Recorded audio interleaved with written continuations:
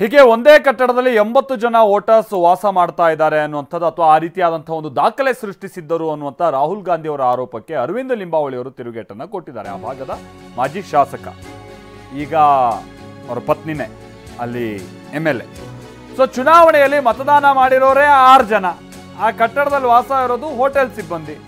ಉದ್ದಕ್ಕೂ ರೂಮ್ಗಳಿದೆ, ಅಲ್ಲಿ ವಾಸ ಮಾಡ್ತಿದ್ದಾರೆ. ಹೋಟೆಲ್ ಮಾಲೀಕರುಗಳು ಅವರಿಗೆ ರೂಮ್ ಕೊಟ್ಟಿದ್ದಾರೆ. ಹಂಗಾರೆ ಹೋಟೆಲ್ನಲ್ಲಿ ಕೆಲಸ ಮಾಡೋರು ಮತ ಹಾಕಬಾರ್ದಾ? ರಾಹುಲ್ ಗಾಂಧಿ ಗ್ರೌಂಡ್ನಲ್ಲಿ ಕೆಲಸ ಮಾಡಿದ್ದಿದ್ರೆ ಅವರಿಗೆ ಗೊತ್ತಾಗ್ತಾ ಇತ್ತು ಇದೆಲ್ಲ ಅಂತ ಹೇಳಿ ಅರವಿಂದ್ ಲಿಂಬಾವಳಿ ಅವರು ಹೇಳ್ತಿದ್ದಾರೆ.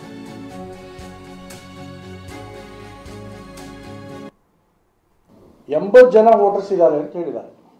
ಇದರಲ್ಲಿ ಚೆಕ್ ಮಾಡಿದರೆ ವೋಟ್ ಮಾಡಿರೋರೆ 6 ಜನ.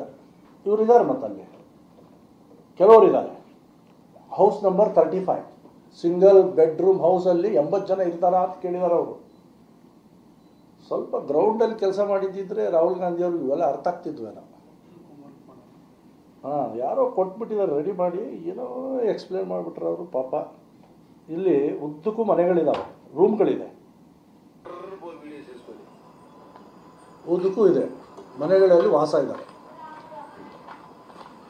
ಅದೊಂದು ಹೋಟೆಲಲ್ಲಿ ಕೆಲಸ ಮಾಡುವವರು ವೋಟರ್ಸ್ ಆಗ್ಬೋದಾ ಆಗಬಾರ್ದಾ?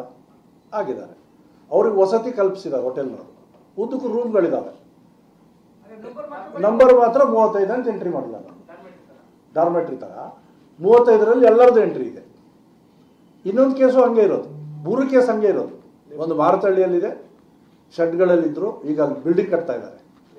ಆನಂತರ ಇನ್ನೊಂದು ಬ್ರೆವರಿ ಅಂತ ಹೇಳ್ತಾರೆ ನೋಡಿ, 153 ಬ್ರೆವರಿ, ಬೂತ್ ನಂಬರ್ 243, ಅದು